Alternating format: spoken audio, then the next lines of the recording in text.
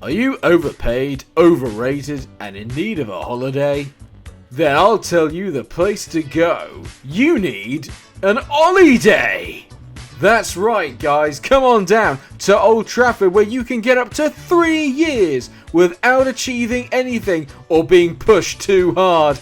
No holiday is complete without an holiday. Holidays, where men are never united.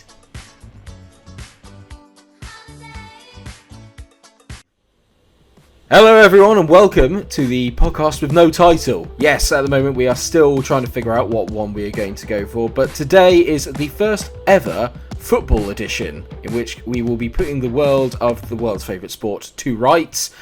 With me today I've got my two guests, or shall I say guest hosts, that will be with me pretty much every podcast. Say hello to Ben. Hello there. And say hello to Sam. Hello there. I feel like I'm going to be a little bit quiz show host here, but Ben, seeing as I start off with you, why don't you tell us a little bit about yourselves? Well, there really isn't honestly a lot to say about myself. I mean, I'm a Spurs fan. I'm pretty late to the game in terms of football. I only just started really following football in the last, 4 years? That explains the Spurs infatuation, but yes, continue. Yeah. Obviously, being a Spurs fan, I like to punish myself. But you know, it's been a nice roller coaster. And I don't like roller coasters, so. And Sam, a little bit about yourself. Yeah, so I've actually played football since I was the age of 14. So it's been part of my life for a good old while now. I'm a United supporter, so you talk about punishment, Ben, then I'm clearly one for it, especially at the moment. However, you know, onwards and upwards and all that jazz. I think the best thing is, in relation to it all, it's not as much punishment as some of my mates have got. I've got friends that are Watford fans, and obviously Dad's a Villa fan, so I mean, our punishment is only in relation to everyone else. But yeah, I know what you mean. It's annoying when the standards are set so high and then they fall a little bit short. It is. Yeah, I mean, I tend to support my Sunday League team more than I support United at the moment. So I think they may put a little bit more effort in. To be fair, mate. I mean, we are top of the table, but you know, shout out to Albany Manor. You know. Happy days. Obviously, for those that don't know, my name is Mike. I have the YouTube channel Munch, and obviously, we've been wanting to do a podcast for ages. A lot of us obviously enjoy our football, so we thought the best thing to do would be to sit here and talk about it, because a lot of entertaining chats happen. I'm pretty sure you'll find that most of us don't particularly agree on a lot of things, so there's going to be plenty of this going back and forth. Yeah, it is. First up, it can only be Agent Rafa Benitez getting sacked from Everton. I think we're all being honest. I don't think that was ever going to be a concrete appointment. I think it was just what was the name that kind of stood out amongst the candidates, and I think they went for the profile really than what actually they needed at the time. I think we've just seen. I'm not surprised. I don't know what you guys think, but I mean, he's got such a history of Liverpool and everything else that I never saw it as it just didn't feel right or look right for me. But you know, he is a good manager, but the results aren't there. So for me, yeah, I completely agree. This is probably the one thing we will agree on a podcast. Actually, it was the worst possible managerial appointment for Everton that they could have possibly gone for. I think there's a lot to be said for, obviously speaking as a Liverpool fan, he's a cult hero amongst us, and somehow he's made himself even more of a cult hero in the last few months. We joke about Agent Rafa and everything, and I agree that it was completely and utterly. I mean, when the news broke, I was absolutely dumbfounded. I genuinely thought it was a joke. I didn't think it was real. But I think as obviously they've struggled. They've only had one win in 13 games or so, which isn't really good enough by any stretch of the imagination. And it's not a good squad, but it's by no means the worst in the league, and they shouldn't be with where they are. But I do feel that with that club there are more deep-seated issues than just Rafa. At the first start, they don't obviously know how to spend money. This is the 6th manager they've had since Roberto Martinez walked away, and there's rumours that he's potentially going to be back in the fold again, which I don't think you should ever really go back, if that makes any sense. Once you've done your time somewhere, I think you've done your time somewhere. But yeah, the whole thing feels like a complete mess, to be honest. And I'm sure, you know, Everton fans will probably be just tearing their hair out of the entire thing. Rafa was on a hiding to nothing from the minute it started. You know, there were banners already being unfurled. They were never even really going to, you know, there are going to be a few Everton fans that were never going to give him a chance, and you can understand that, to be fair. You know, football's a very tribal thing. And for a guy so synonymous with Liverpool, and don't forget, called Everton a small club, you know, that's always going to rankle, and football supporters don't tend to forgive very quickly or very easily. I do wonder, though, is there an element, is he a bit of a scapegoat? Because we're talking about the kind of bigger underlying issues with Everton and the club, you know. They sacked the football director. Yeah, he was... And there's obviously been issues in the dressing room. And you think about, like you said, the transfers. I think about Iwobi. For 35 million. That's always the one I go straight to. Is that I know. Who spends £35 million pounds on Alex Iwobi? The frustrating thing, I imagine, is that for Rafa, is obviously he's not really been backed in the transfer market. And actually, the 2 signings that he made this season for like minimal money have arguably been their best players. Like Damari Gray has been probably their best player. You know, but then you look at the managers that came before it. Carlo Ancelotti, stupid, because he was never going to stay. Well, that was always just going to be a kind of, I'm just going to go in there, get a bit of a paycheck, and then wait until the big job becomes available. That's no disrespect to Everton, but when it's like Real Madrid, Chelsea, you know, Bayern, Juventus, when those teams come knocking, you know, you can't say no, can you? It just feels like the Mashiri, the owner, it just sounds... I was literally going to go there. The owner clearly hasn't got a clue, in my opinion. No, and he obviously can't recruit the right sort of footballing stuff around him, as Ben alluded to a minute ago. Like the director of football they had, I can't remember his name, but the director of football that they had that they let go. You know, these are the guys that are meant to come in and make the football decisions. It's very similar, I suppose, to the way Manchester United run with Ed Woodward. Off the pitch, you could argue, brilliant, you know, as a business thing, fantastic. Footballing decisions doesn't, you know, you need to, I think in this day and age now, you need to have that well-run backroom staff. And I think it's interesting because obviously now the big question is going to be who's going to be the next manager. There's a lot of chat about Graham Potter taking over it, and I don't mean to sound, what's the word? He's too good for it. Yeah, I'm glad you said it, because if I did, I'd get slaughtered. Have you seen the list? I mean, you've got... I mean, no disrespect to Everton, but when you look at Brighton now, where they're at and where they've come from, thanks to Graham Potter, he really has elevated that team, and he's made smart signings, you know, with his team. You know, I mean, you've got Graham Potter, like we've said, but then you've got names like Rudy Garcia, Duncan Ferguson, you know, Roberto Martinez, but then you've got, I would still say, untested managers on this shortlist with Wayne Rooney and Frank Lampard. I would tend to agree. Once again, I think that's just looking. I think for Everton, it's almost like they're looking at the profile of the manager. They're thinking Wayne Rooney, Frank Lampard. These are big names because of their history, and it's almost like it's kind of, you're not thinking about, is this manager going to get the team where they need to be? It's more about what looks poppy at the time. Yeah, you know, and I think if you look at Wayne Rooney's already come out and said that it would be hard to turn down his boyhood club, obviously. But for me, the smart choice would be to stay at Derby and continue working on your craft as a manager, rather than go to a club that is in, let's be honest, in a bit of turmoil and has always been a club that has always been in the top half of the table, which is now how many points above the relegation zone are they? Something like 3-4 points above relegation zone. Yeah, I find it very difficult to sit there, and I try to obviously be impartial as a Liverpool fan. This is why it's difficult for me to sort of talk about Everton without probably getting like chastised and castigated. But it is that thing. If you look at the clubs that are at, I don't even want to say similar level anymore, because you could arguably say that there's now, like, you know, as you said, Sam, Everton used to be in that sort of, if you like, that second tier of teams below the big six, if you like, in inverted commas.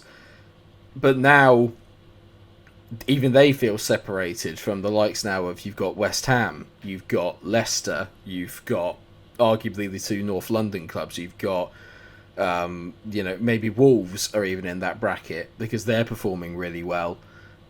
It just feels a bit like they're just sort of throwing money at the problem and hoping something will stick, rather than actually having a designated plan. There's no philosophy, I think would probably be my better way of putting it. And a lot of the clubs really now that are successful have a philosophy in some shape or form. There is a way to there's a style to the way that they play. There's a style to the way that they conduct themselves off the pitch. If you look at Leicester, even before Brendan Rodgers came in, maybe less of a Claude Puel, but there was that sort of philosophy of, we buy in players really cheap, usually young British ones, we build them up, we sell them on for profit, then we go and find the next load.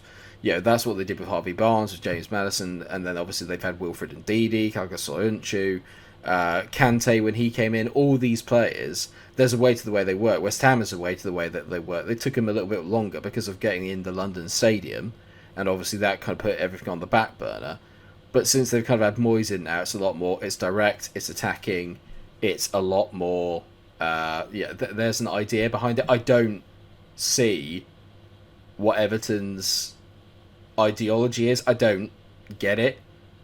Do you know what I mean? And that can't help with the turnover of managers. You could see the idea, like the whole philosophy and stuff, when Moyes was in charge. Back then, Everton were a team that I would say were one that you wouldn't take lightly, and that you'd know you'd have a game, rather than what's been happening, where it's sort of just been, you know, we're going to roll over and show our bellies, and you can just tickle us until the cows come home, sort of thing. Yeah, one thing I've never, and you touched on it there, one thing I've never ever thought about Everton is easy to play against. Do you know what I mean? But now, like, give me that every day of the week. You know, like when they got beaten 6-2 by Watford and stuff like that. I mean, that said, Rafa has got to take some of the can for it, because being a Liverpool fan, as much as I love Rafa, there is a really big argument to say that he's actually more of a politician than a manager.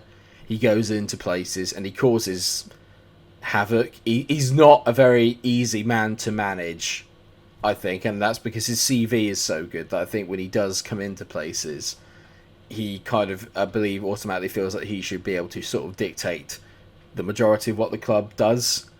And I think obviously he automatically got a bit frustrated at Everton, just on the fact he couldn't spend the money that he wanted to. There's obviously some people in there that are probably heading towards the end of the career and probably just aren't really good enough for the level that Everton want to get to. That's the simple truth. Yerry Mina is not going to get you into Europe. You know, I don't mean to sound like that, but it's true. Richarlison's hit and miss. He can be really, really good, but he's a bit too inconsistent, and has a bit of a temper on him. Yeah, but then I look at the rest of it, and I'm just sort of sad that the best thing I think they can say is, you know, for the kind of Rafa conspiracy theorists, go in, sells Digne to Steven Gerrard literally the same weekend. I'm off. See you later. It's just like, yeah. The thing you think, well, I mean, we'll kind of obviously close on the Everton thing because we don't want to spend too sort of long on it, because at the moment, obviously, it's only just happened. We don't know the ins and outs of it, but your guys' punts for next manager, and are they actually in trouble? If you look at the table and look at their position, you look at the teams that are below, are Watford, Norwich, Newcastle or Burnley going to catch them? In my opinion, I don't think that will happen. So I don't think they're necessarily in trouble, but I do think they need to maybe get another win to make sure that they're, you know, a good few more points clear. In terms of manager, I can only see that they're looking strongly, really strongly, at Rooney or Martinez. Both of whom I think is a mistake. Yeah, agreed. But that's the only two that I can really see that they will look at. Unless they go what they did before Rafa came in and Duncan Ferguson did an interim Yes, job. I was just about to say, Big Duncan. He's got to be the prime candidate for, at the very least, an interim manager. But I feel like watching him when he did become interim, he just had so much energy. I almost felt like he was the right choice because he had so much energy on the side of the pitch. You know, you can tell that the guy that cares about the club. I think he can. It really depends on how good he is as a manager, but God, he's definitely got the character for Everton. Do you think they're in trouble, Ben, or are you with Sam and you think that they'll be all right? They'll be all right. The way I see Everton is they're that kind of classic mid-table team where you're not at threat of relegation, but you're never going to challenge for Europe.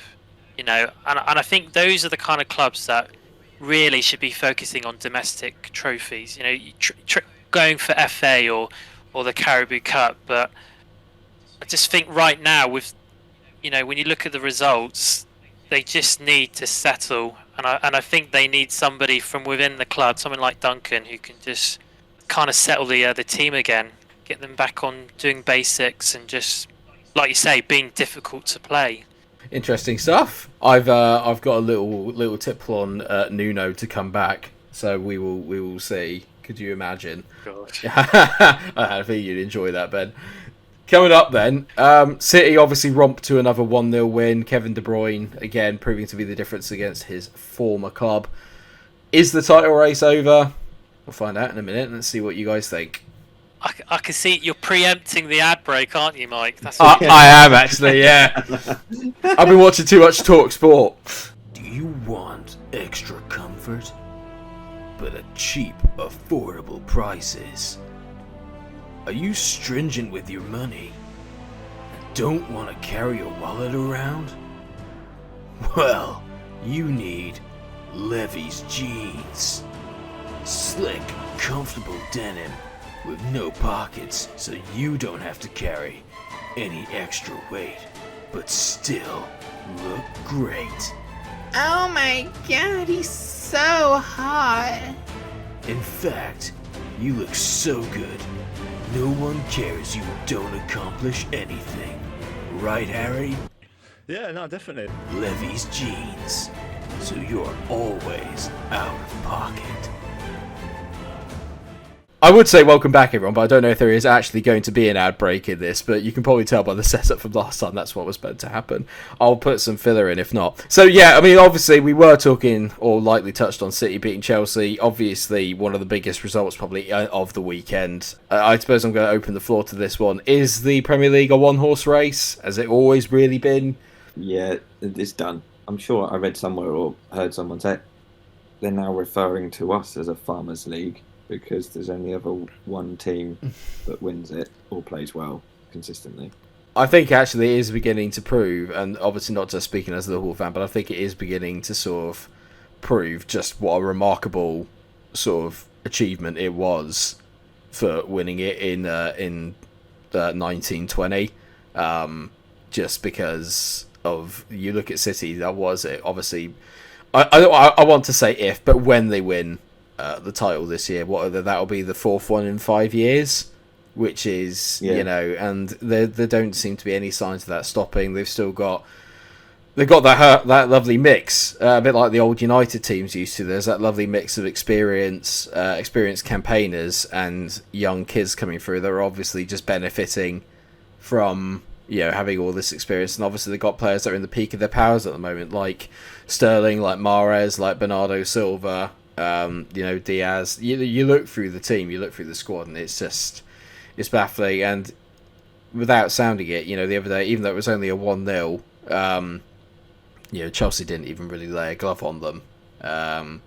Let's be honest. I mean, you could tell because of how they shut Lukaku out and how they stopped Chelsea feeding the ball into him. Yeah. And then the minute he did pick up the ball, the amount of pressure he was under, he made mistakes. He made 6 passes out of all the passes that he had. And in I think that comes down to a lack of form.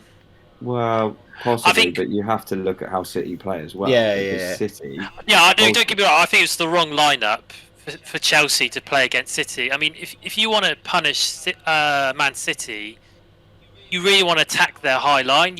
You want people who can break quickly. And you're right, Lukaku wasn't a player to be up front. You know, he's great at holding play. You know, when he gets the ball, but you would have thought you would have gone for a much. You would have had Pulisic, Werner, Havertz. For me, I just think maybe tactically they got it wrong. Definitely. I was a little bit surprised, and also not because, let's be fair, you know, apart from obviously the most recent couple of meetings, the actual head-to-head record between the two in recent seasons, Chelsea have actually had a little bit of the wood on City. Obviously, you look at the Champions League final, but even before there, quite a lot, especially the trips to Stamford Bridge, which obviously it wasn't this weekend, but Chelsea do have this habit of doing it. I was just sort of expecting Chelsea to play against City the way that Liverpool, the way they played against Liverpool, which was a very kind of... I think it's common knowledge now that unless you're incredibly lucky and City are having an off day, you cannot go and park 11 men behind the ball against City because they just have too much quality. They will break you down. I don't think, in my opinion, it wasn't a convincing win. I mean, when you look at the goal that De Bruyne scored, it was incredible. I think it was no one can deny that was a quality goal. But I think it was, though they had a lot of possession, I don't think they ran away with it in that game. Not at all. Yeah, but I mean, I don't think they... there's so much to look at in terms of, if we go back to, like you touched on it, Mike, the amount of quality that they have got, it's hard to say whether that game was a good game or not, because ultimately, you look at Chelsea's team, it's full of quality, and you look at City's team, it's full of quality, and I find that if you have two teams who have got both very good players, you know, on either side, you're either going to have two things happen in a game, and that is you're going to have a scrappy game, or you're going to have the best flowing football that you'll ever see in goals galore. And ultimately we got the first option, which was a very scrappy game, but although City didn't necessarily play the best football, they still managed to get a win. And it's like you said, Mike, it's like the United teams of old, where it's like they could play terrible and still get out a 2-1 victory and get old Fergie time going and score that extra goal. That's literally been the only difference this year. Is that I was looking at the stats of it earlier. Is that City have taken the lead in now 18 games this season. In every single game they've won. And then you look at Liverpool and Chelsea. I think Liverpool have dropped 11 points. I think from winning positions. I think Chelsea's might be 12. And it's just that inability to sort of, and this is what I mean, like, because I'm with you in the sense of what you mean, Ben. It wasn't obviously a kind of, they didn't canter away with it, but at no point did I ever think Chelsea are going to win this.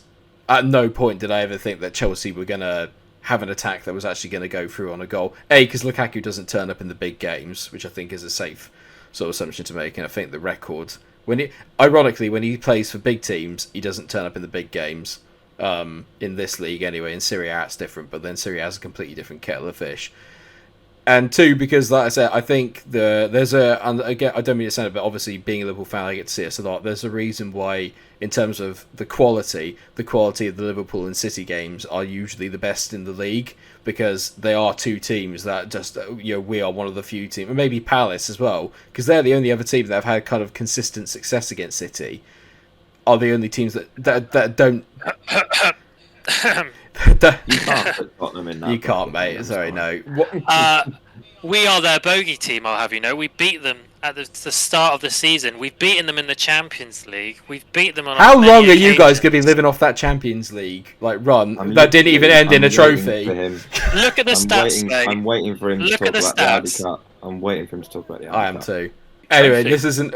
Anyway, yeah. Anyway, but we digress. But what I mean is, like, to have consistently good results against them, and they are, because you have to go at City, and I think and the minute I heard it, because obviously I watched the game, but then when I was moving between houses at the same time, I then put on the radio, and I was listening to it, and they said that Chelsea were paying a lot of respect to City, and the minute that said that, I said, well, there's only one winner. because you can't do that. You have to. City aren't that. I mean, they are obviously fantastic, but I do still maintain, and it's the same with every single Pep Guardiola team. You can get at them with that high line, and on the counter, you can get at them. And Chelsea had the quality to be able to make those counters, to play those passes. We're looking at 11 points, though, right, between City and Liverpool. Yeah. And it's like... With 2 games at hand, one keep in game. mind. One game in hand after today. Oh, yeah, after today, yeah. And I mean, regardless of how good Kovacic is or how good Kante is, or whatever, that it still doesn't, you don't get an equal sum here to say that's why City is so good. No. The only reason I can think is that, like you said, Pep Guardiola, he has been one of the most successful managers of recent time, and whatever he does, man management, tactics, whatever, he is the reason they are winning. I genuinely think if you had a different manager in there with that same squad of players, the points gap would not be as big. Oh no, I can agree more, but I also think Guardiola can't deliver success without a checkbook. So it's horses for courses. Because you say that though, because let's look back at the managers that have won things at City, and we have to obviously go back to the likes of when Mark Hughes was in charge and look at who he bought. He bought Robinho, and the only reason Robinho signed for City was because he thought it was United and got mistaken by the colours. But that the minute that changed, that takeover that they had, what was that, 2008, 9? When was it, 10? Yeah, I believe it's like 2008 or something like that, or 2009. It was one of the two. And you have to look. It's like I said, at that time, City were not good, but then you get the money come in. Yes, it all comes in. The players come in, but you look at the players that Pep's bought. He's not bought a lot, and he's not bought big names. But it's the market at the minute, and I think ultimately players are going to cost you money regardless. So if you want 2, 3, squad players, decent squad players, you're going to have to spend some money. But I don't think he's necessarily gone out and gone, I'm going to make a marquee signing. He spent £500 million on that defence over his time there. Yeah, but how long's that been though? 5 years. And he's won 4 out of the 5 years. Yeah, but I defy anyone to not be able to do that within that time period. This is a completely separate argument, but it's just that element of the only reason I look at Pep's Guardiola. I mean, you could look back at the Barcelona thing. Not being funny, Van Gaal built that team for a start, like all the youngsters in there. And I think Messi kind of negates the argument because Messi at that point was unplayable. You go to Bayern Munich, didn't win a Champions League, but obviously who can't win the Bundesliga with Bayern Munich? And to go with the Champions League, spent ridiculous money. And I don't believe, because one thing I say, I'm a big fan of Guardiola in the sense of the football that he plays is brilliant, but I think that he could not do what Pochettino did with Spurs, or he could not do what Klopp's done with Liverpool, with the same restrictions. I'd put it this way: if you put Klopp in City back 5 years ago, Klopp would still win 4 out of 5 of the leagues. If you put Pep in Liverpool when Klopp took over, wouldn't have won anything. You reckon? 100%. That's a big statement. 100%. It's a big statement. I 100% believe that. Without getting too deep into this, another question: out of Chelsea, Liverpool, and Man City, because let's face it, this is a top 3 that can't be touched right now. The top 4 is open game for a lot of teams, but top 3, no one's going to get into that spot now. It's those 3 teams. So who would you say out of those 3 teams have the most depth? City on their bench. City by a mile. Me looking at the lineups, I'd say Chelsea. I would say Chelsea, definitely. Because Chelsea have a second team on that bench. Absolutely, you could put that bench out, and that's a team. Whereas Man City, I think if you put out the team on their bench, it's not nearly as good as Chelsea's. And they've spent big as well, don't get me wrong. Yeah, I think Percy, and that's why I'm a bit surprised why Chelsea have been a bit lackluster this. I know that you were a big backer at Chelsea for like the last couple of seasons. I know last year you thought they'd pull up trees as well, and obviously they did win the Champions League. But I mean, I predicted top 2 this season for Chelsea, but I did expect them at the very least to be kind of putting a lot of pressure on Man City this season. And there's no reason why they shouldn't. I think bringing Lukaku in has made it more challenging because I think to play Lukaku, they've had to change the way they play. do you think to accommodate him? Do you think Tuchel is as good as everyone says he is? Is this maybe part of the problem? No, I don't think Tuchel's the problem. I think No. he's You a good think manager. about when he took over from Frank Lampard. There's a reason why they won the Champions League. You know, he didn't do anything. He wasn't too crafty about it. He just made it really simple, and he just made it work. He realised that Kante's on the bench. Why aren't you playing Kante? You know, I think he's been the revelation for that success in the last year. He's such an important player. If you don't have Kante on the pitch for Chelsea, totally different outlook.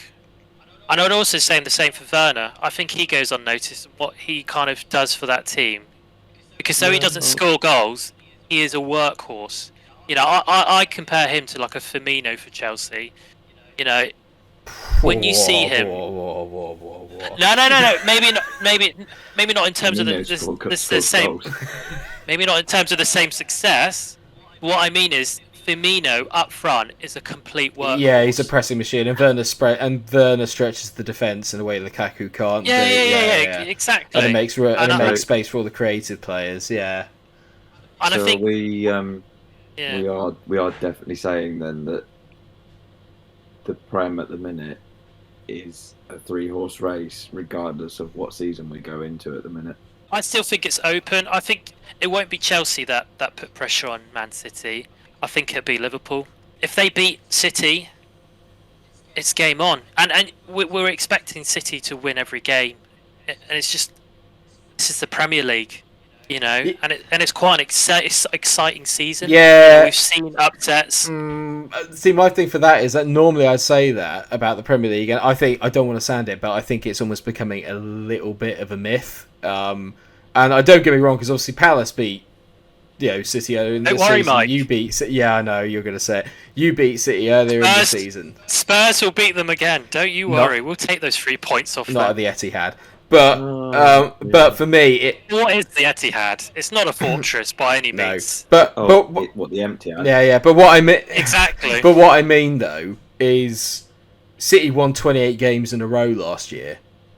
Do you know what I mean? Like, literally, I don't really subscribe. I'm sure Sam, because I think he mentioned it earlier. I'm erring on the same side of Sam, where I think we are getting into Bayern Munich territory with City now. I mean, yeah. Don't get me wrong. I personally do not think we're a farmers' league by any means. No. We're still the best footballing league in the world. But We're not even a top 6. We're a top 8.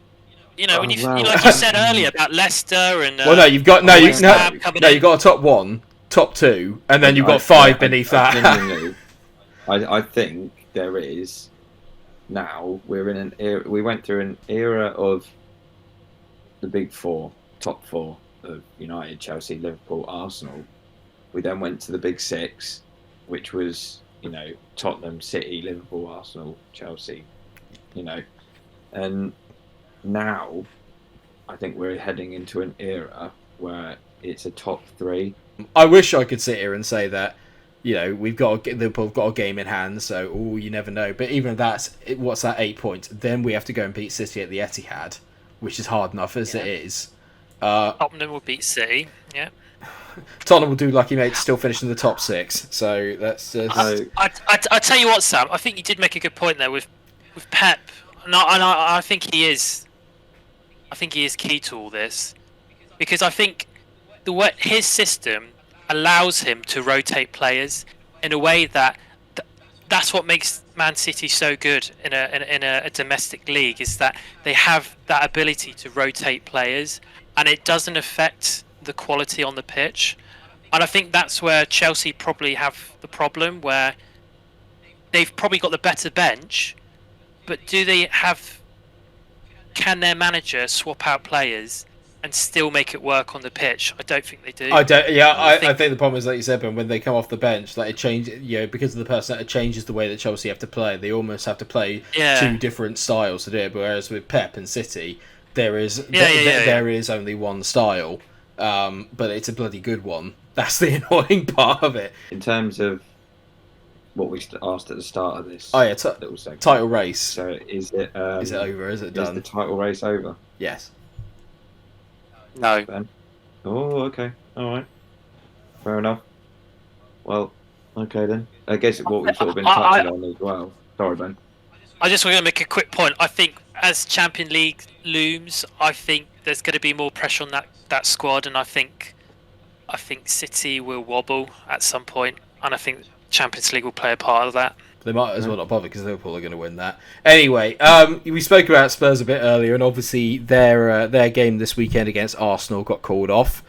Not really sure who that benefits. I'm pretty sure it's probably Arsenal. But it is a topic that has kind of raised a lot of, scepticism and probably a lot of frustration, I think, for football fans, for managers, for the game in general. Pandemics and postponements. Discuss, boys. How are you feeling about it? Because I think it's safe to say that the lack of consistency from the PL is making life very, very difficult for fans, for players, for everybody. And obviously Arsenal are taking a bit of a mauling on social media from people. Micah Richards actually came out on Sky Sports earlier today and said he doesn't know why everyone's hammering Arsenal. That's probably because of their fans and Arsenal Fan TV that have kind of set them up into that position to be, the kind of the standard of social media fandom, if you like. I think that's probably why they get shot at, but I could be wrong there. But how? Obviously, I'll start with you, Ben, because you're directly involved in this. Not obviously because you don't play for Spurs, but as in, you probably could. You could embrace and Ndombele, but like obviously with like today's game, I'll set the context then. Spurs obviously not going great guns in the league, doing very well. Went out of the League Cups, and now obviously that is like the main focus really now. You'd hazard a guess against your biggest rivals. They've obviously got players away at AFCON. They've not got any Granit Xhaka. They have obviously let out Ainsley Maitland-Niles and another. I can't remember who the other player it was they let away on loan was the other day. Basically, they would have to be putting some of the academy players out. They've actually only had one player tested positive for COVID. So, I mean, going by the way going by the rules, it shouldn't really. Well, I say that going by what we were presumed to be the rules, that shouldn't be the case. But obviously, the PL have said yes, you can postpone it because you don't have enough players, but not because of COVID. So, what's the feeling like for you? The way I liken it is to the Djokovic, situation, in the sense that he is like Arsenal. He's had an exemption that was given to him by the government and ATP, and it's similar with Arsenal. They've basically used almost like a loophole to say, okay, we've got COVID, we want to get a postponement, and I think I think they were wrong in that sense to give them the postponement, in the sense that ATP and Victoria State were wrong to give Djokovic an exemption. And I think now what we're seeing is that the kind of the fallout of that decision. And I think that, there definitely needs to be more clarity, because I think when you look at Leeds today, when they played, they've got academy players playing for them. Young kids on the pitch filling the team up and making it work. And that's where Arsenal should have been. It's the same for everyone else, really. I could understand if they had a COVID breakout, but if we're getting to a point where we don't have our best players, but there's somebody who's got COVID in our team, cough, cough, then it could work to anyone's benefit. Anyone could apply and get around it and wait for their best players. I think it's safe to say that's actually been happening. I'd like to probably clarify for the obviously for the podcast point of view, that I don't really think any blame can be laid personally at Arsenal, because no. What I'd say is the Premier League was wrong to give the postponement. To postpone it. Yeah. But I think Arsenal, and like any club, are using that as an opportunity. You're going to play your luck. If you can get a postponement when your best players are injured and you've got a weakened squad and you don't want to be turning to your academy to fill your squad, then yeah, you're going to go for it.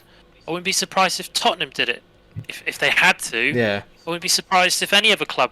But I just think the Premier League should have taken a stance and just went, you know what, we've only got one COVID. You know, you're just going to have to make it work. Yeah, and just be like, it's not Tottenham's fault you've loaned out anything like the Niles. You know that AFCON's coming up, therefore, you should be preparing for that in general. And injuries have always been part and parcel of the game. Without sounding it, there wasn't any of that when, Leeds, like you said, Leeds are a prime example of this year. Liverpool, all the centre-backs in that one position they had last year. Obviously, I think other teams have had it, and there wasn't any get-out clause then. So, what I would say, I'm glad you touched on it, because I think it's a really, really big thing and a really real positive about Leeds doing it, because I think that's sort of shown, and the fact that they got the result as well today. I know, they played incredible. Is a really, really good thing, because I think that highlights actually, and in some ways maybe, the problem is I think obviously that City and Chelsea aside, I think the rest of the league may potentially even up a little bit if you have some of the academy players playing.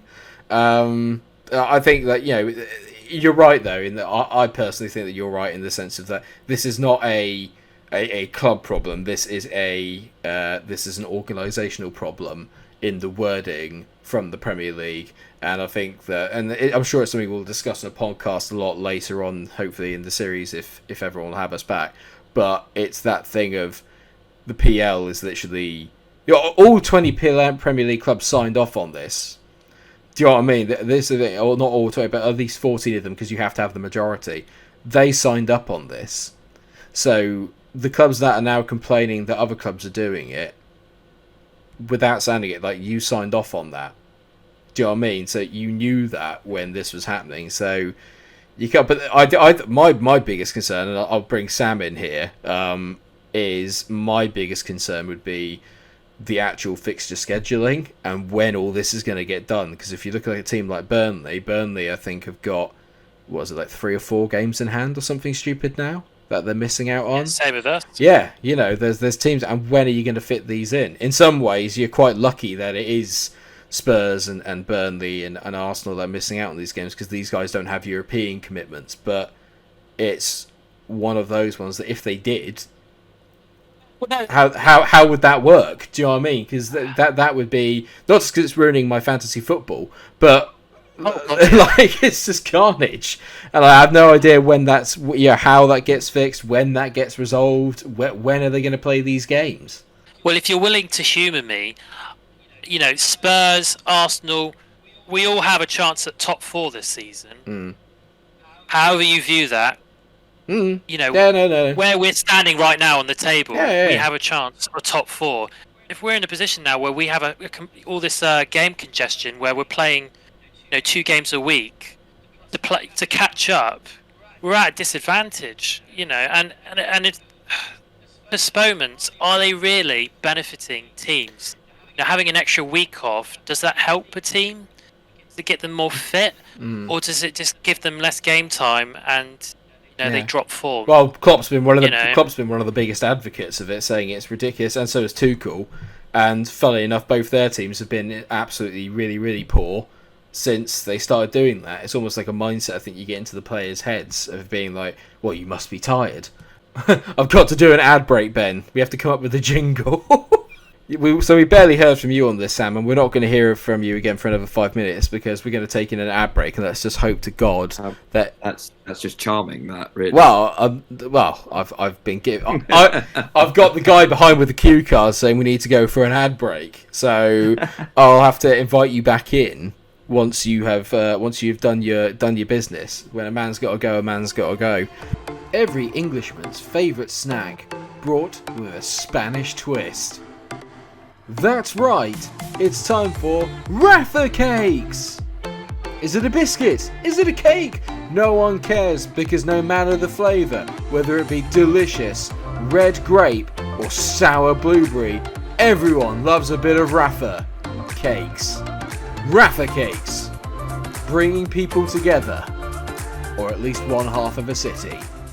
Well, hopefully now we are back from that ad break, and I would like to point out that I don't believe any of these products or services are actually real. We should probably have stated that at the start of the podcast. Sam, as a quick one then, just following on from the pandemics and postponements, because we've kept this all nice and tightly done into segments. What's your feeling? Because obviously we haven't really heard from you on there. Anything more to add to how you're feeling about all these postponements? I don't necessarily think that Premier League clubs have an agenda in terms of trying to postpone games. I think, I might be wrong, but COVID has changed the world. It's changed so many people's lives and all the normal stuff that comes with it now. But those 20 teams in the Premier League have got, how many players signed on their books? If you have one player, which is what the reports are of Arsenal having one player with COVID, why not test the academy? Well, they spend enough money on them, don't they? So why not? And Ben sort of said clubs don't want to use the academy, but I don't know. For me, I'd be going, this is a great opportunity for young talent to come through in teams and show what they've got. But there's obviously an opinion as well that, we now have to start living with COVID. But ultimately, this isn't going to go away anytime soon. And I think, the Prem does have to make a stance and say, actually, no, you guys have got 27, 30 whatever players signed on to play in the Prem. We're not postponing any more games anymore. The Premier League is one of the most stacked fixture lists in the world of football, with 5 different competitions being played in a season, and that's not including AFCON, and then we've got Qatar World Cup this year, which is going to be in mid-season. Obviously, they're going to do a winter break for the Prem, but you've got the League, FA Cup, Carabao Cup, UEFA Champions League, Europa League, Europa Conference League. Well, six competitions. Then I completely forgot about that one, obviously, but because it's a new format, effectively, of European football. We have to be careful with that because obviously that competition means quite a lot to some of us here. So, but it's not a lot, mate. You can't carry on postponing games because ultimately you then start putting players' health at risk.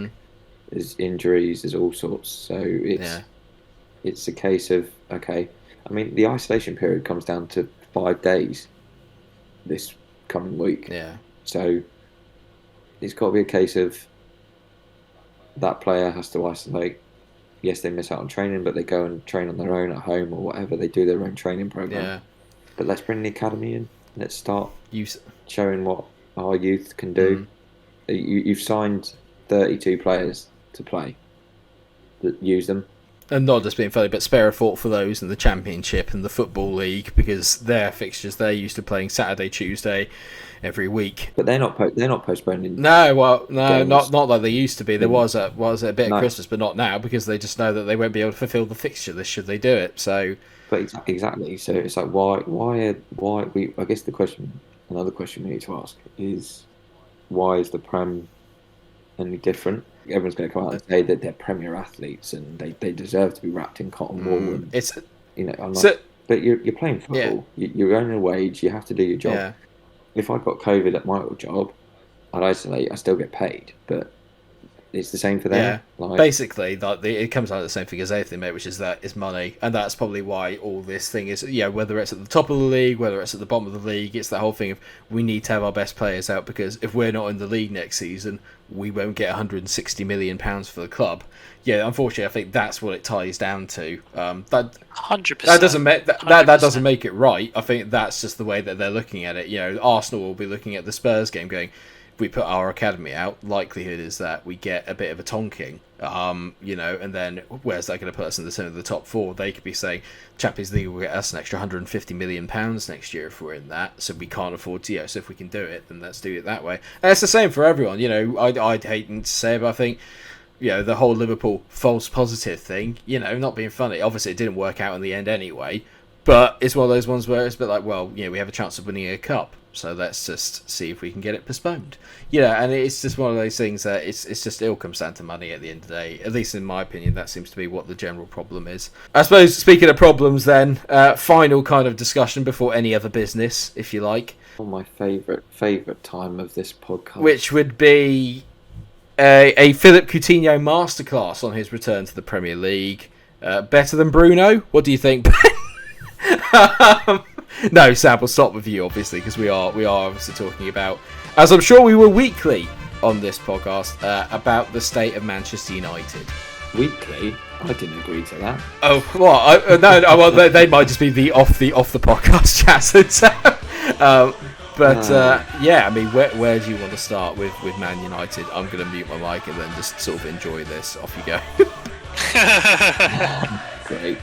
Where do I start? That is the question. How about the result of this weekend? Happy to get away with the point? Feel like it's 2 points dropped? Feel what's the feeling from that? Because Villa Park isn't an easy place to go. To go 2 goals up, any team, regardless of what state the club is in, to go 2 goals up and then conceding 2 goals in 10 minutes, any club should feel that's 2 points lost. Because there's nothing. I'm not taking anything away from Coutinho. Like, he's clearly proven that he's a good footballer. He can do it in the Prem. He can do it in Spain. He can do it in Germany. The problems are deeper than just questioning single results at this point in time. Oh yeah, no, definitely. I mean, not being funny, but I think it's also safe to say at the start of the season, you know, you get Ronaldo mania.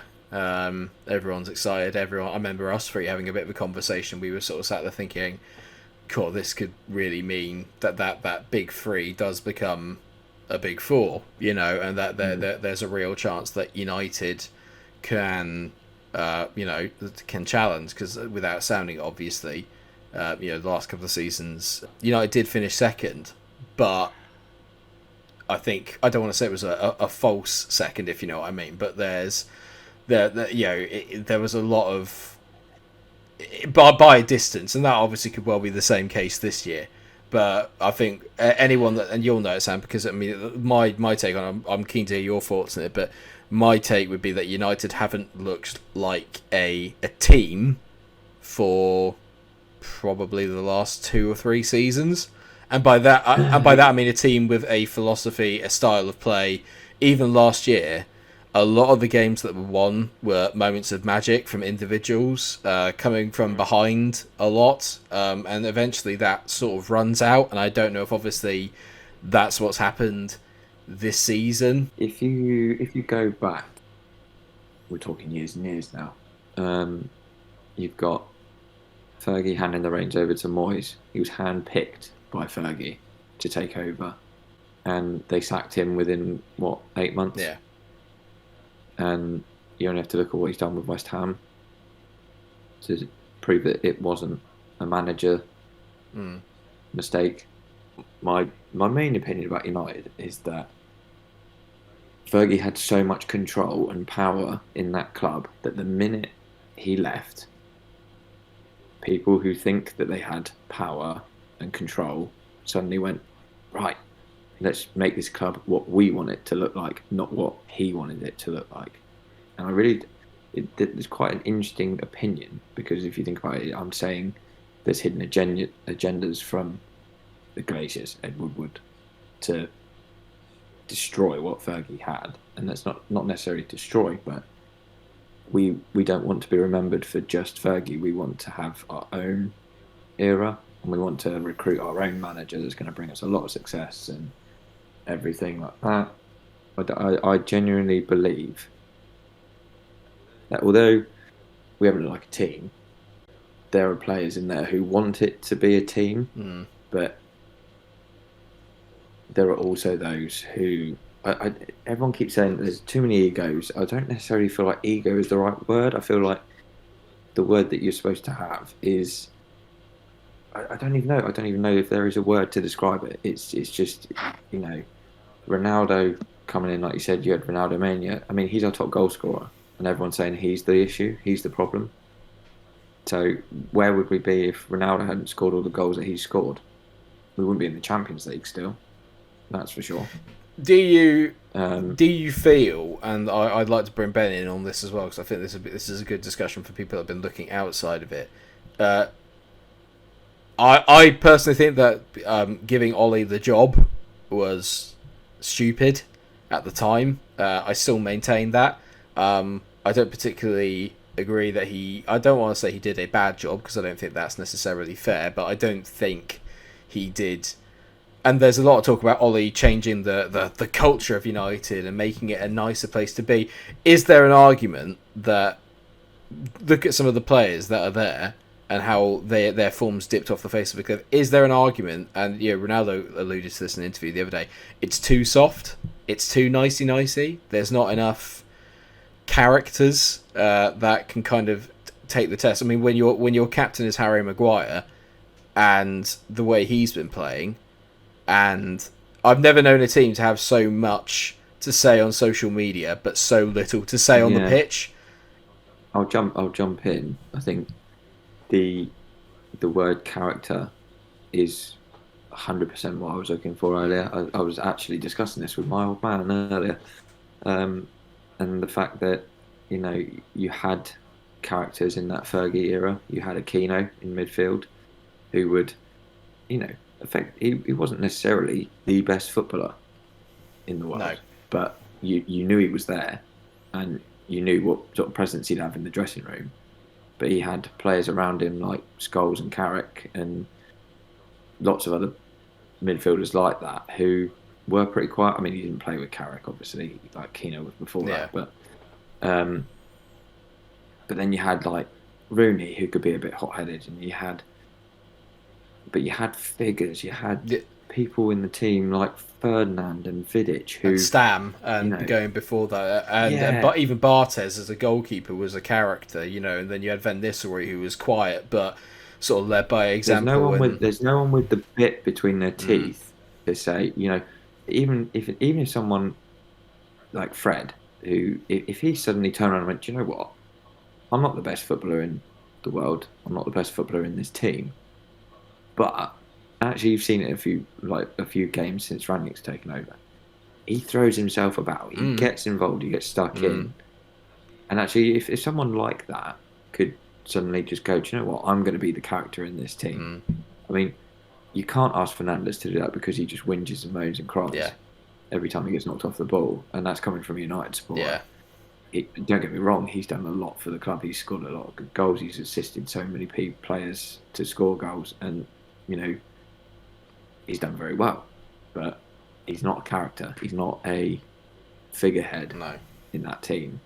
I'm lost for words as United supporter. I have a lot to say, I must admit, and this is not somebody who's a fan of Man United. Nothing against the club. I wouldn't consider them a rival. I wouldn't say I don't like Man United.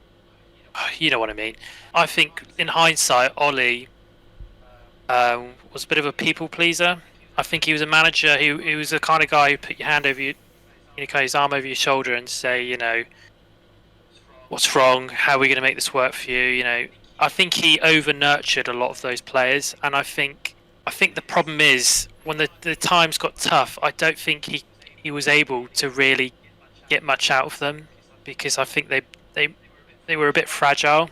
I think that is the more modern brand of managing today, is that you do have managers that try and over nurture, and it's always had mixed results. But I think I think as soon as they brought in a manager like Ralph, quite direct, and he knows what he wants from his players, and he wants players to play with a certain attitude in a certain way. I think it's been a bit of a culture shock for a lot of those young players who've been under Ollie. I think with Man United, there's a bit of an identity crisis as well, because I think when you've got most of the pundits from Sky Sports or BT, correct Manchester United players from the glory years, they talk about this kind of this culture within the dressing room that Manchester United had, and I just don't think it exists now. I don't think it exists within that club. I think the players are different players. I think bringing Ronaldo in, I think that's quite telling. He said it in his interview. It's nothing like Manchester United when he played there. It's totally changed, and I think fans have got to accept that. I think the pundits have got to accept that, because I think the pundits kind of add to this narrative a lot of the times. But yeah, I think Manchester United right now is trying to be what a lot of it was back then, and I think they've got to accept that the time's moved on. They've not got the same squad. It's not the same culture. So they've got to move on and try something different and make it work, instead of trying to be a hybrid of the tough boys back then and the kind of the new style now. They've got to stick to something. And I don't think you can go back to the Fergie days, because that was a different time. I think that's their biggest challenge, personally. I think that's the biggest challenge, and that's the thing that they've really, really been struggling for. And I think they're stuck in the shadow of the past. I think that what they did, back when they were so dominant, is just looming over that team with these great expectations of, this is Manchester United. This is, you play this way, and you expect them to win and expect them to be tough. But yeah, but my thing for that would be, I don't anymore. Yeah, and I think that, but this is, I think you touched on it there, Ben, that it's not even just like a different team, it's a different time. This is a different... It's one of the beauties of football, is that it always changes. The landscape is always changing. Like we talk about now, City like that. Newcastle, with their money, they could literally be City again in 5 years' time. We could be having a very different conversation. It's my... Speaking and obviously as a Liverpool fan, I don't really have a lot of love for United. There's no getting around it, but there was always a begrudging respect for how they do it, and there is even now, in the sense of the reason why United are so talked about is because they are the biggest club in the world. Maybe with the exception of Real Madrid, just because of obviously the history that club comes with. But United, as a brand globally, are arguably the biggest one in the world, and therefore, I don't think the players that they've got are up to that. I don't think that the staff are up to it. I don't think that the owners are up to it. And I don't think that anyone in a non-footballing capacity is up to it either. Like, they're just... City are where they are, not just because of the players that they can buy in quality on the pitch. It's because they are best in class in every single facet of what it is that they do. From directors of football to commercial directors to getting the stadium sorted out to their PR handling. How many times do you ever hear something bad coming out of City in terms of PR? Do you know what I mean? Same with the only reason Liverpool not spent anywhere near as much money as United, as City, as Chelsea, but best in class at the top. Michael Edwards, who is our director of football, incredible. The ones that gets all these deals over the line because it's best in class. United just feel like they've just got a load of amateurs at the top, and it's just filtered down. And Sam was right when he was saying earlier that for a club that kind of, I do agree that I think that there's decided they want to get away from the Fergie era, and all the people at the top they do at the top of the club, they want to have it in their own image and go, this is a new dawn for the club, this is that and the other. They do seem though to keep going back. If they were so keen to get away from this Ferguson era, why would you employ Ole Gunnar Solskjaer in the first place? Because he was an interim manager, and he should have stayed an interim manager. Yeah, but it's weak. That's weak leadership. Do you know what I mean? They weren't strong enough with the fans for one good result in Paris, which, let's be fair, was because they got a last-minute penalty that Rashford scored. They played well, but if that penalty doesn't go in, they don't go through. But they gave it to him based upon the uproar from that and Rio Ferdinand banging the table, which will probably haunt him for the rest of his life. Yeah, all that sort of stuff. And then they caved on that. And that's that. Arguably, I think Manchester United, quite ironically, they're probably the one club that pander most to their fans, despite what their fans might say.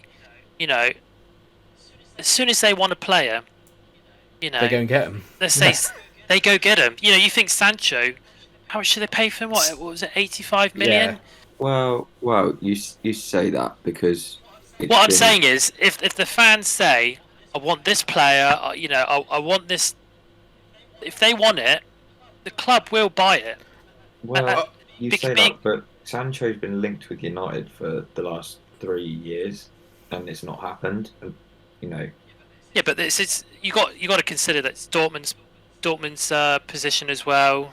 You know, the agents, and United weren't in the Champions League at that time. I sort of agree, Ben, but at the same time, I can see where Sam's coming from. Is that the problem that you got with the Glazers? It's a bit of a mixed argument because the Glazers and the takeover and the way everything was done was not good for the club because they inherited a shed load of debt. Right. They've used the club to basically pay off their debts or to continue paying off their debts.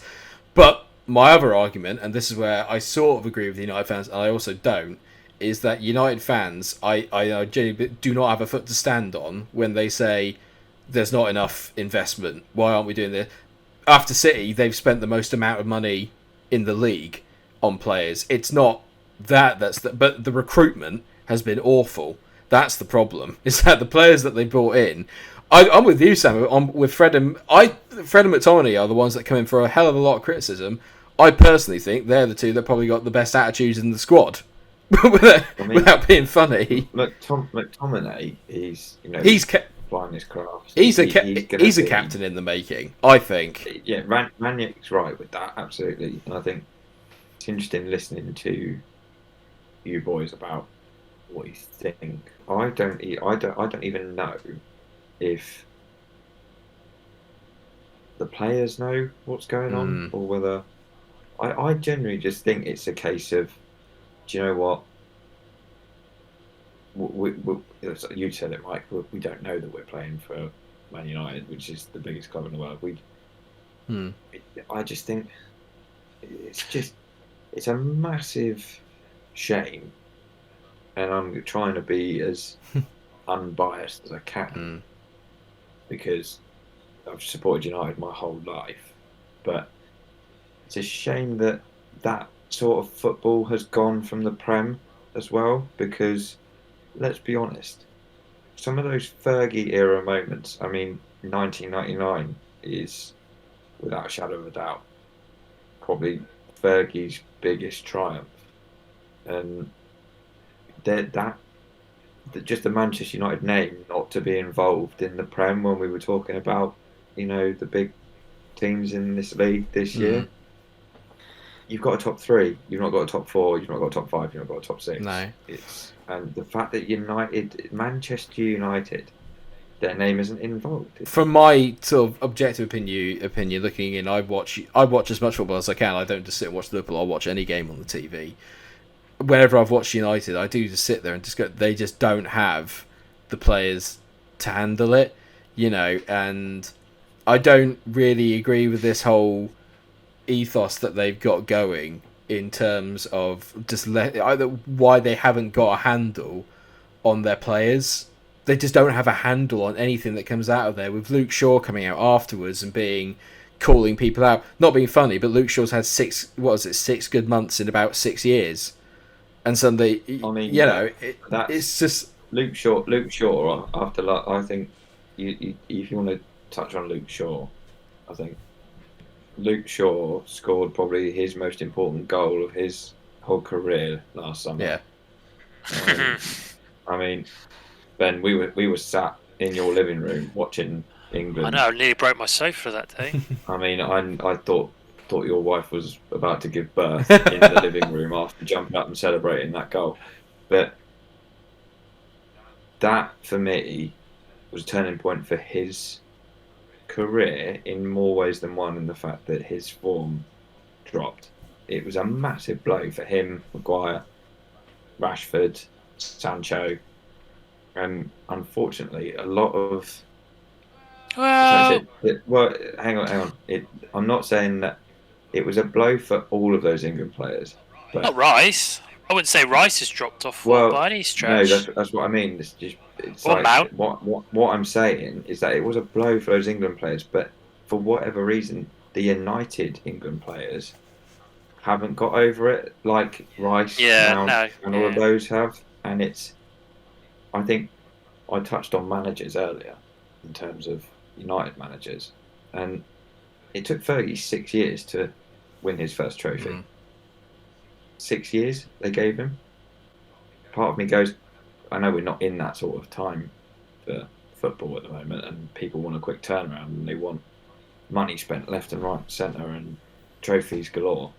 I mean, Spurs won't ever get that. But yeah, I just think for whatever reason that England game, those United players didn't have the support that Mount, Rice, and everyone else had. I think I would disagree with that in the sense that I think that they probably had the support. I think they had too much in the sense I think that's where Ollie. It was they were protected. Yeah. Sorry, I don't. I know. They didn't have the right. Yeah, no, I know what you mean in the sense of just like it's the whole adversity thing, and like you said, you've got players like Rice and Mount, and I don't mean to sound horrible, but like I think the Rashford at the moment I think is quality, and he's one that I'd like to think bounce back. But there's a side where the players like Mount, like Rice, they've had to really, really fight to get their careers going. Do you know what I mean? And players like Jordan Henderson, players like like your Rice, like maybe not Maguire, but probably but maybe someone like Aaron Ramsdale will do it for Arsenal. Yeah, but it's that thing of just like yes, but it's that whole thing of being a bit like they've had to go through a lot of adversity. That's why the Luke Shaw one surprises me, because he's had to overcome a lot of adversity. And I thought last year was going to be the turning point. I thought he's not being bullied by Mourinho anymore, even though I think, kind of, to be fair, what Mourinho was saying was justified. I just don't think you need to come out in public and say it.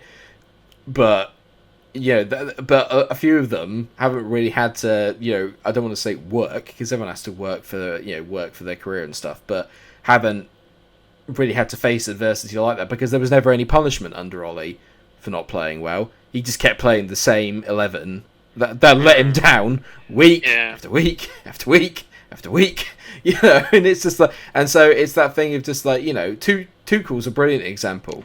Like, you come in and like he did with Lukaku, and he just went, you know what, you got an attitude problem, bang, you've let me down, no, you're not playing. And that's what Ollie never had, and I think that comes with achievement. And this goes back to my fundamental problem, where I think United are sort of in that position where they are now.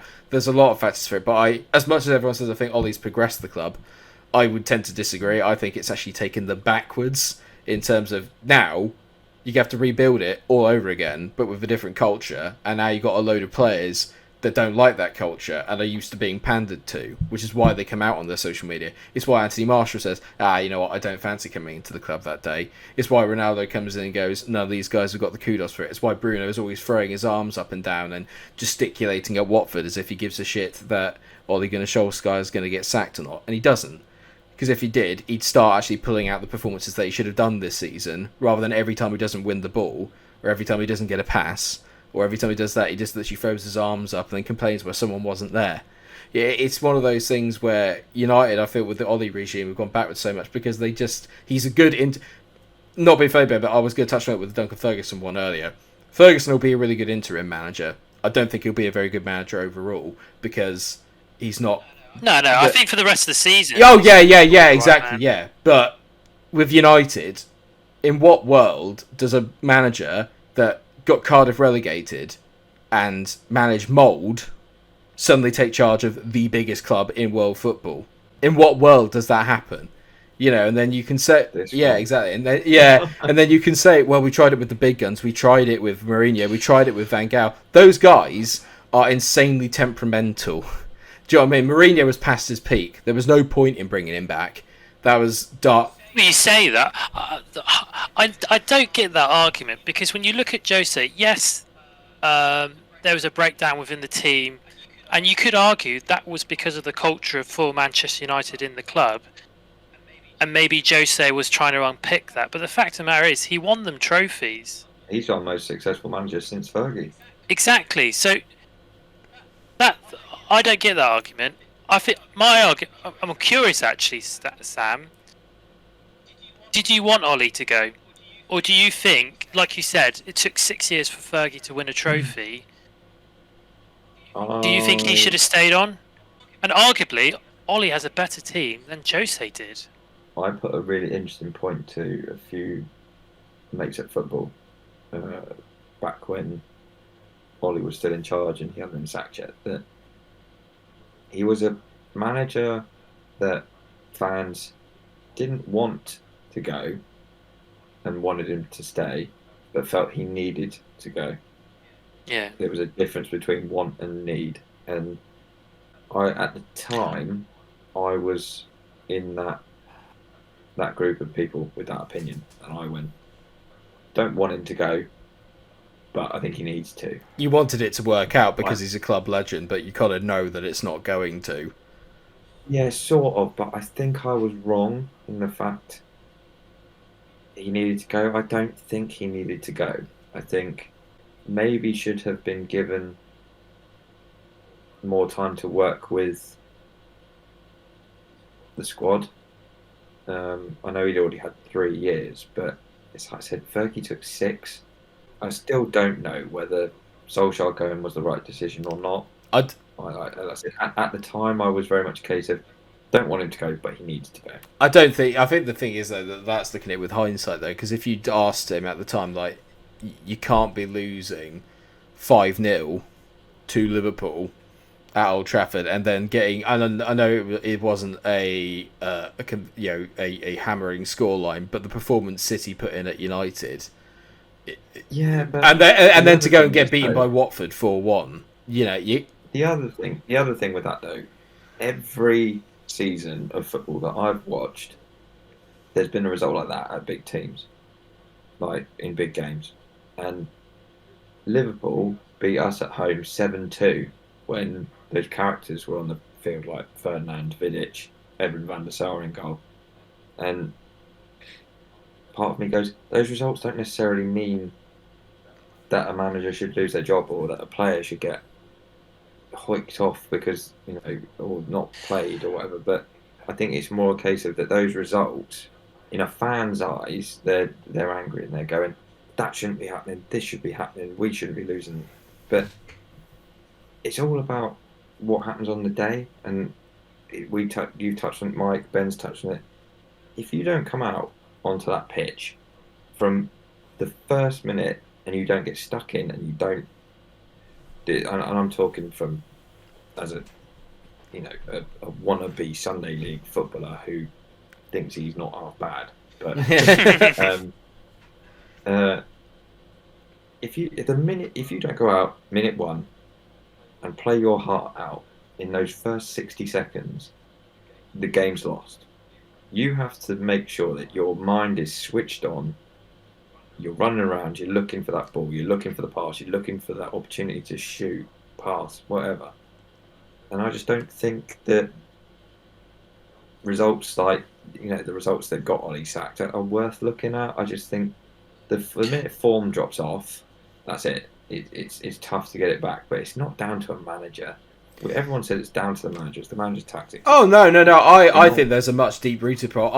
With that, and I know this is gonna trigger a lot of people. I personally think that on paper signing Ronaldo is a great idea, but I do maintain that it's very difficult for a manager like Ollie with Ollie's CV to then command authority from someone like Ronaldo. And this isn't me, because I think Ronaldo is the consummate professional. I think obviously if anyone in the world has earned a right to kind of expect to win things no matter where he's at, it's him. But I do feel like, and you saw it earlier on in the season, it was a bit like, you remember when Portugal won the Euros and Ronaldo was standing on the sides and he was ushering people forward and basically being a second manager. You cannot have that at the Premier League, and he was doing it very early when he joined the club, in some of these games, and I'm not saying that that's obviously Ollie's fault, because obviously, like I said, if anyone offered you Cristiano Ronaldo, of course you would take them. But you can't have it when your manager doesn't say sit down. yeah, and that's where I think. I don't think. I think you're right there, Mike, in the sense that Ollie wasn't the manager who was going to turn around to Ronaldo and say, "Hang on a minute, I'm the manager. Sit down." There's got to be a commanding voice there. You can't muddle the message on the pitch. No, and that sets. Was he though? Was he being? He was, yeah. I remember. He was. Was he being the manager, or was he just being the captain for Portugal? But that's what I mean. There, it's just that even if you are, the manager sets the tone. That's the problem, is that the manager sets the tone for the rest of the club and for the rest of the team, and then you can see why you suddenly got not disciplinary problems, because obviously none of them have, apart from Martial, like none of them have missed training or none of them have gone AWOL or stuff, but the attitude and thinking, well, if he can have a bit of a pop at him, and Bruno being Bruno, and you've touched on it earlier as well, Sam, he'll be sat there going, well, if Ronaldo could do it, why can't I do it? I'm just as good, I'm just as important. And then the thing is, how is Maguire feeling? He's meant to be the captain, and he's just being overshadowed by Ronaldo. Personally, I think if you're going to do that, and if you're going to sign Ronaldo, take the captaincy off Maguire and hand it straight to Cristiano. Yeah, if you're going to do that, that's the sort of thing that you do. I think one thing that Ronaldo's done is given us a really good insight to what's going on in the dressing room. Yeah. And I remember he made a comment in that recent interview that really, I found really curious, was that he was saying that he was giving feedback to the players, the younger players, and they couldn't take criticism. And I found that really interesting, because he came from a culture, from Man United in the earlier days, where he was looking up to the older players. He was looking up to the more experienced players, and he was listening. He took on that advice. He wanted to be better for it. And it seems to me that when he came back to Manchester United, there wasn't that same relationship with the younger players and the more experienced players. And we're talking about Ronaldo. You can't get any more experience than a player like him. Oh, I mean, this is the thing.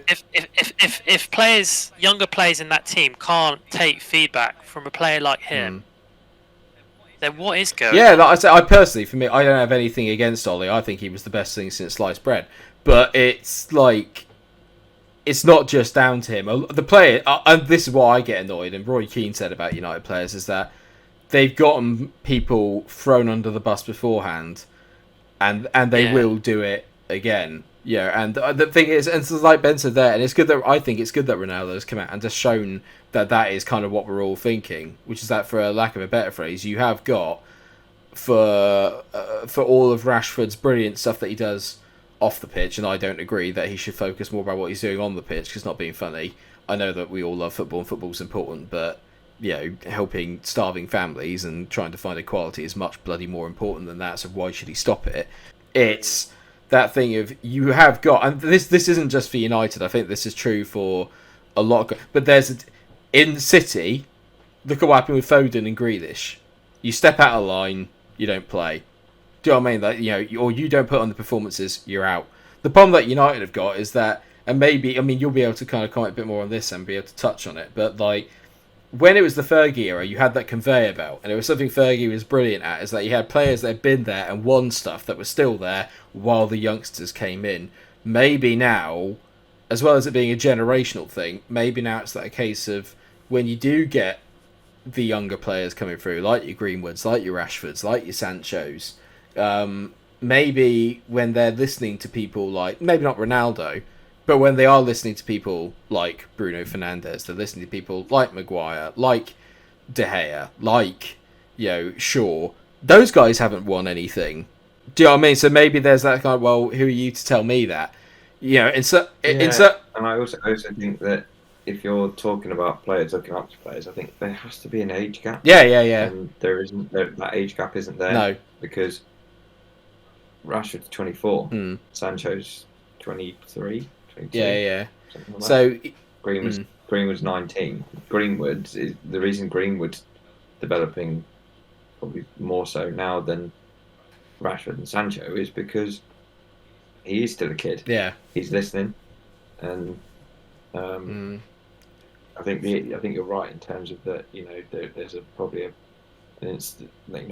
Rashford's done so much off the pitch, like you said. He's probably in a world where he's like, I've already done X, Y, and Z. I don't need to have somewhat feedback on what I'm doing at my job. Or how to live my life, or to do whatever it is that I need to do. I think that we've said characters like Keno and stuff like that, and there aren't those age gaps. There aren't the players that are 33, 34, 35 that have got the winning mentality that those guys did. You mean the oldest player on the pitch at Villa at the weekend was Matic, and don't get me wrong, great footballer. He's won stuff at Chelsea, but why is there a attitude? I think it's the thing is just like, but when they have it as well, is that the players that won stuff were still playing well. Do you know what I mean? And that's the problem, is that when you've got Matic, who is literally like he's like a table football player. Do you know what I mean? Like you can literally like move him sideways. It's just like so. Yeah, I mean, I think go back to the attitude thing. I think, like I said earlier, I think there is a problem with the way the media and kind of ex-Manchester United players perceive the culture of that club. I think, they're always pushing this narrative that, if you play for Man United, you're tough as nails, you're hard, you're aggressive, you don't take any crap, you expect more of your players and you challenge them. And I think that's the kind of the narrative. That's what's kind of expected of the players. Young players are they're listening to that.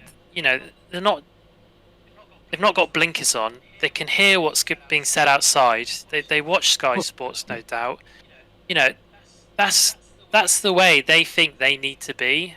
And I don't know whether it's an element of, this is just the doing of the past. Once again, it's that kind of shadow that's looming over, all these accomplishments that happened in Manchester United's history. Yeah. And the younger players are seeing it as, well, this is what we need to be to win. But I don't think. Sorry, Sam, you go. Sorry, mate. Go on. I was just going to say we could talk about all sorts with what's wrong with. I mean, we really got into detail about Everton, and you could get into so much more detail with United, and it could go on for hours. My thing being just what you were saying there, Ben, is literally just like with United, like it's not just them. There is no successful team in history that hasn't had that. Do you know? Even City, you look at them now; they've got they commit more fouls than you could possibly shake a stick at. Do you know what I mean? Like you just have to have that inbuilt mentality that no matter what you do, you're going to fight for your place and you're going to win. And United just simply don't have the personnel that have that attitude. It's exactly like I said. Like even at Sunday League, it's the first thing that we get told when we go out on that pitch is first 60 seconds, get your head straight, find your passes, keep the ball, all the basic stuff. That's it. You just have to go out with a mentality of I am good enough to be on this pitch. And I think it can swing one way or another. There might be a few United players at the moment that are thinking, maybe I'm not good enough to wear the shirt. And I think you've got, 100%. And then you've got the opposite, where I think you've got some people that think that they don't really, that they're better than they are, and that they don't really need to try too hard. I honestly think, is it a question? Is the club too big for any player in terms of the expectation and what Manchester United and fans expect from that club? When we think about the players that are right for that club, good question. You're talking about the best players in Europe, and really, if we're being honest, is that where Manchester United are at right now? That's a good question. Questions that we will undoubtedly answer. Hopefully, over time. Nice. But we'll cliffhanger question. I will have one last question then for you before we get on to any other business, because I like finishing off with a question at the end of each topic. Will Manchester United make the top 4? Sam? No. Both said no. No. I agree. I don't think they will either. Right, okay. I will then do... Well, hopefully I've got the jingle ready for this, because I'm going to get very excited if I have. But it's now time for any other business. So this is a little section where I'm basically going to ask you guys what's been bugging you in the world of sport, or maybe just of the world in general, and you've got 2 minutes to talk about it. I've sprung this one on both of you. You didn't know about this, so this is going to be interesting. What is this, 2 minutes each? Yep, 2 minutes each. Fight amongst yourselves about which one which one of you would like to start. I'm literally throwing my hat in the ring for this. Excellent. It was briefly, tiny little bit brought up earlier, and I'm going to stick with sport. Oh, Novak. Is Novak. Bugger. What on earth? I mean, how can a professional athlete... I get everyone is entitled to their choice opinion about whether they get a vaccine or whether they get whatever. It's your choice. However, you're in the limelight. You cannot, for the life of me, get your lawyer to come out on TV and say, "Oh, he tested positive on the 16th." However, there's a photo of me on the 17th handing out awards at a tournament. Yeah, I know. Yeah. There's a reason Australia have deported him, and that's because he's just an idiot. It's not because he's a bad tennis player, and it's not because he's not vaccinated, because I'm sure there's loads of people in Australia who aren't vaccinated. It's just he's a complete moron. Or his lawyer's a moron. How can you, as a tennis player, in effectively the world #1 tennis player, go to a tournament, say you've got COVID, and then there's photos of you after being diagnosed with COVID, handing out trophies to a tournament? The guy's an idiot. I mean, a full-blown moron. Well, that is possibly the best ever way to start on any other business to a series. I have to say, Sam, I thoroughly enjoyed that, and I'll have to think of something relatively quickly because I was going to say the exact same thing. So, Ben, I'm going to have to let you take the... I'll give these little rant scores out of 10. I'm giving that a solid 8.5. Out of 10 for that. If you'd done a Novak impression, I probably would have given you a 9. Yeah, my Serbian's a bit weak. No problem at all. But yes, Just like your left hand. Hey, Ben, continue quickly. Moving on swiftly. What's got your goat this week? What's been, apart from, you can't have anything Spurs related, so, well, you can if you want. I'm not sure I'm going to be able to condense this into 2 minutes, but my biggest gripe is January transfer. What, the window? I feel like a rich kid at Christmas, and my parents have handed me a broken Nokia, and they've left me in the house to go off to the Bahamas to enjoy themselves on a brand new yacht. I mean, it's ridiculous. You know, we brought in Conte with expectations of getting rid of players and bringing in new players. And I know we're only midway through the transfer window, but I think for any Spurs fan right now, it is just miserable. Buy a player. We're trying to do a swap deal for Traore, or we're trying to put him on loan. He's only worth 20 million for a club that is screaming ambition and saying they're trying to refine their DNA. You can't even buy Traore. Is that where we're at? Terrible. Not being funny, Ben, but I think anyone that wasn't a Spurs fan could have seen this coming, because Daniel Levy doesn't change for anybody. Yeah, I mean, you may well buy someone in between, but it'll only be if you sell off one of your players, I would hazard a guess. Quick question for you then: if you could sell anyone in the Spurs team right now, who would it be? Have to be Tanguy and Dembele, because I think there is no road to recovery for that player. I think his mind's set. I think the club's set on where he's at, and I think though he's had moments of magic, we're never going to get that consistently, unfortunately. I don't think he settled well at the beginning, and I think as a result he's never really going to fully integrate into the team. So yeah, it's a shame, because I wanted him to find that magic and to settle into the club, but it just didn't happen. You'll be making a massive loss on him, that's for sure, I would hazard a guess. Which will obviously upset Daniel no end. Right, and my final bit, before then, I will keep it on the sports theme, as at the end of the day, this is a sports-based podcast. I'm sure not many people are, because it doesn't seem to be a very popular sport as much these days. I'm a big fan of cricket. I'm not a big fan of cricket at the moment. I haven't been a big fan of English. I haven't been a big fan of English cricket for the last 2 years. Literally, I've seen tents collapse less often than the English batting lineup. I love Joe Root. I think he's been carrying it. I was a bit angry that Sir David Gower, Squire Gower, whatever you want to call him, Mr. Untitled, decided that he would absolutely roast him on BT Sport when he's literally got the third most amount of runs in a year. So I don't think any of that can be put at the count of Root. There's plenty of players there that should definitely go. Test cricket is my favourite version of cricket, and the whole thing is completely falling apart. We don't know what to do. There are strokes looser than my moves in a nightclub. It's just been an awful tour of Australia. Literally, I'd much rather that the team got deported with Novak. That is all I will say on it. Anyway, and now... So, sorry, Yeah. Mike, I want to ask the listeners something. Oh, yes, please. Actually, and I'm going to spring this on you.